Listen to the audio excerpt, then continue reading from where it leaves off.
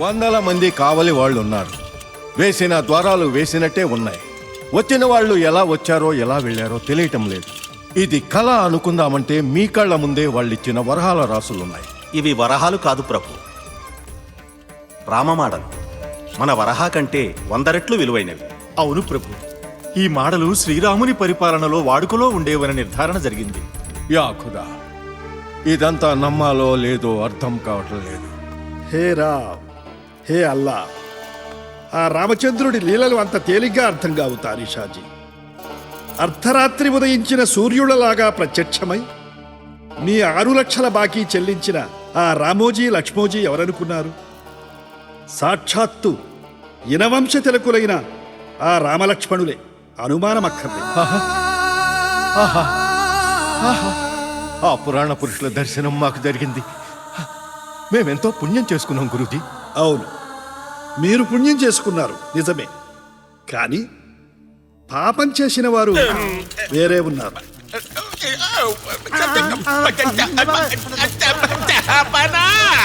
నది మీద చెల్లు చెల్లు పాచినట్టు ఉంది.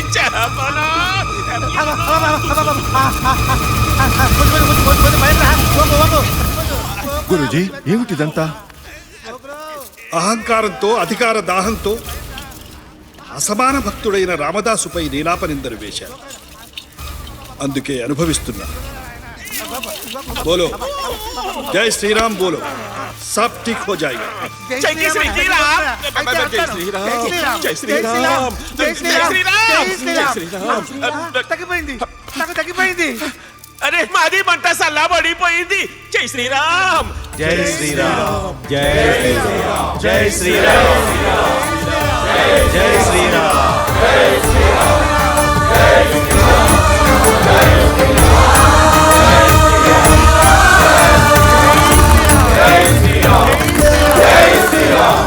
స్వామి, ఇక కష్టాలన్నీ గట్టెక్కినట్టే.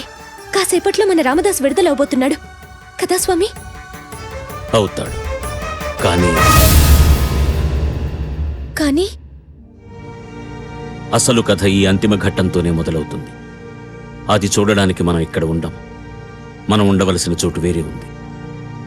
అక్కడికి వెళ్ళక తప్పదు.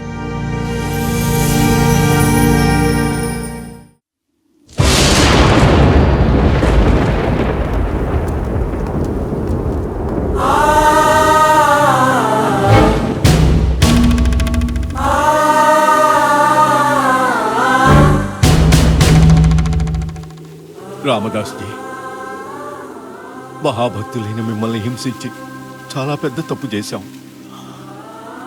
ఆ రామదర్శనంతో మా కళ్ళు తెరుచుకున్నాయి. మమ్మల్ని మన్నించండి. మీ తహసీల్దారు పదవితో పాటు ఈ కట్న కానుకలు, అగ్రహారాలు స్వీకరించండి. ఈ పల్లకీలో భద్రాచలం వరకు మా భుజాల మీద మేమే ఊరేగింపుగా మిమ్మల్ని మోసుకెళ్తాం. మేం చేసిన పాపాలకు ప్రాయశ్చిత్తం చేసుకుంటాం. మీకు పాపం ఎక్కడిది ప్రభు? పతిత పావనుడైన శ్రీరామచంద్ర ప్రభు దర్శనం సిద్ధించిన పుణ్యాత్ములు మీరు. అసలైన పాపాత్ముడు నేను. అందుకే ఆ భాగ్యం నాకు కలగలేదు. ఈ పల్లకీ సేవలు, కానుకలు, అగ్రహారాలు ఇవన్నీ నాకు అక్కర్లేదు. క్షమించండి. ప్రభువులు చేతులు జోడించి అర్థిస్తున్నారు. వారి కోరిక కాదనుకు నాయనా. ఆ ప్రభు ఈ ప్రభువుకి దర్శనం ఇచ్చి ప్రభువులు ఒకటని ప్రకటించాడు.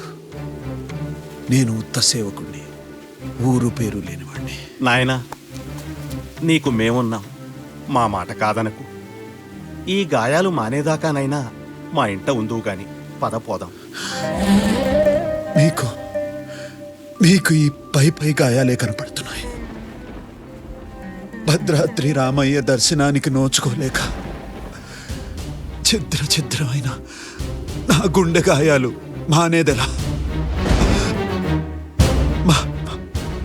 మరణంతో తప్ప.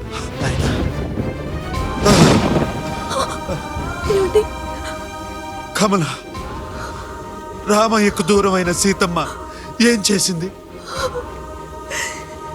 భూగర్భంలోకి వెళ్ళిపోయింది కదూ. ఏమండి, నా స్వామి దర్శనం కాకపోతే నాది అదే దారి. నేను రాముడి వాడినో కాదో ఈ రోజే తెలిపోవాలి.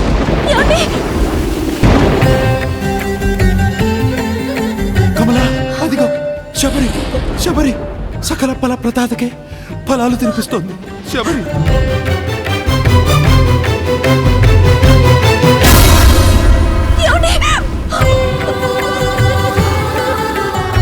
ఇదిగో ఇటు చూడు, గుహుడు నా రామయ్య గుండెలకు హత్తుకున్నాడు. అయ్యో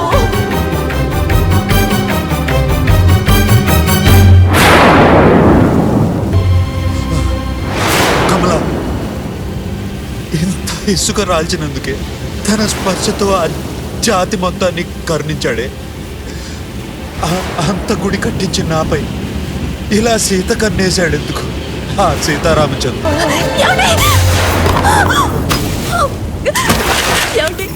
ఏంటండి ఇది? ఎంత వేడినా నా రాముడు నన్ను కరుణించడం లేదు కమల. నేనే నా రాముడి దగ్గరికి వెళ్ళిపోతాను.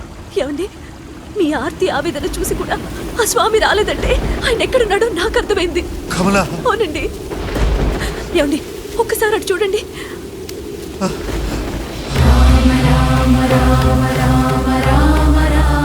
శ్రీరామ పట్టాభిషేక మహోత్సవంలో సీతమ్మ బహుమతిగా ఇచ్చిన ముత్యాల దండలు ఆంజనేయ స్వామి కొరికి కొరికి పరీక్షించి నా గుండెలో ఉన్న రాముడు ఈ దండలో లేడని పడేశాడు కదా. అప్పుడేం జరిగింది? సీతమ్మ కోపం వచ్చింది. నా స్వామి నీ గుండెలో ఉన్నాడా, ఏది చూపించు అంది. అప్పుడు హనుమ తన గుండెల్ని చీల్చి సీతా సమేతుడై తన హృదయ సింహాసనంలో కొలువుదీరిన శ్రీరామచంద్రుడు చూపించాడు. అవును. దీన్ని బట్టి ఏం తెలియంది? ఆ రాముడు ఇంకెక్కడో ఉండడు, తన నమ్మి కొలిచే భక్తుల హృదయాల్లోనే కొలువై ఉంటాడు అని రుజువైంది కదా.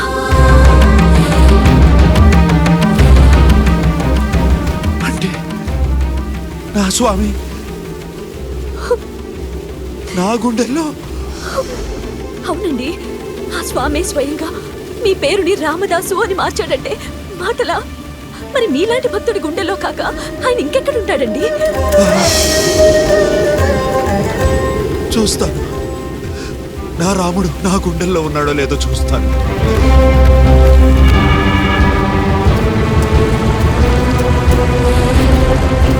జై శ్రీరామ్!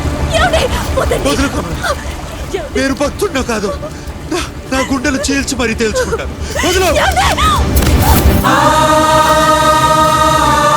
జై శ్రీరామ్!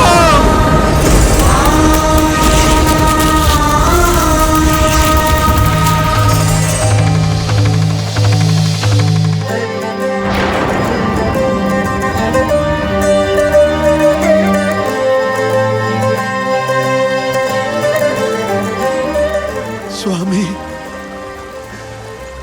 కౌసల్య సుప్రచారామ కారుణ్యలలామ,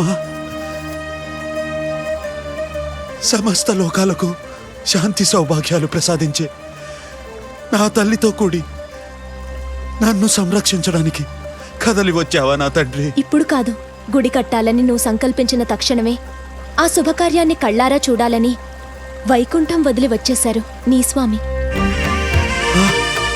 నా స్వామి?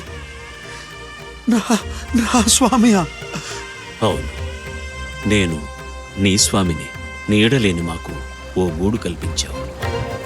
నిరంతరం మా నామకీర్తనలు గావించి పరవశింపజేశావు. భక్తులంటే నీలా ఉండాలని ఆంజనేయుడే మెచ్చుకునేంత వాడివయ్యావు. స్వామి, అటు చూడు.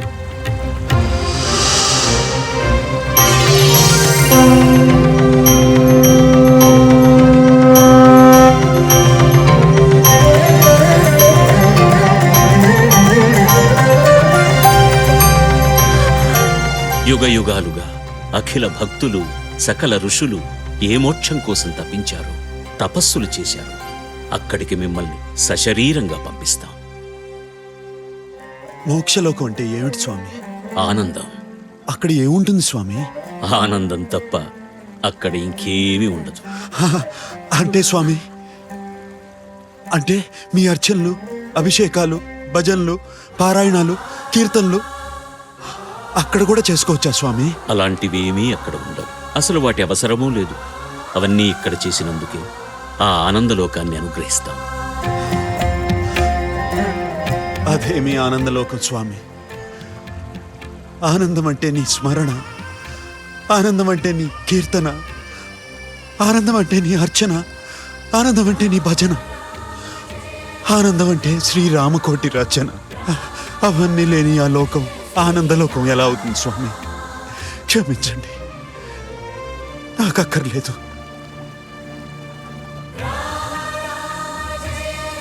అవును స్వామి, మా ఆత్మల్ని ఎప్పటికీ ఈ పావన భద్రాద్రిలోనే ఉండనివ్వండి. మీ దర్శనాని కోసం వచ్చే భక్తుల పాదధూళితో మమ్మల్ని అలరారనీయండి. మాకు అదే మోక్షం కన్నా మిన్న. ప్రపంచ భక్త చరిత్రలో మొట్టమొదటిసారిగా మోక్షాన్ని వద్దన్న మీ జన్మలు ధన్యం. మీకోసం ఈ భద్రాద్రిని ఆనంద నిలయమైన మోక్షలోకంగా మారుస్తుంది. అందుకు నిదర్శనంగా ఇకపై మా పేరు మోక్షరాముడని, వైకుంఠరాముడని, మీ ఆత్మలోని కొలువై ఉన్నాం కనుక ఆత్మారాముడని ప్రసిద్ధికెక్కుతుంది. ఈ భద్రాచలం మహాపుణ్యక్షేత్రమై పరిఢవిల్లుతుంది. స్వామి, దర్శించిన భక్తులందరికీ మోక్షసిద్ధి కలుగుతుంది. జై శ్రీరామ్. రామచంద్రాయ జనకరాజ మనోహరాయ మామకారీష్టరాయ మహితమంగళం.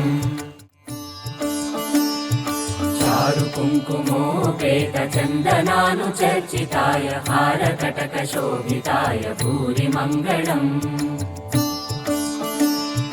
విమల రూపాయ వివిధ వేదాంత వేద్యాయ సుజన చిత్త కామితాయ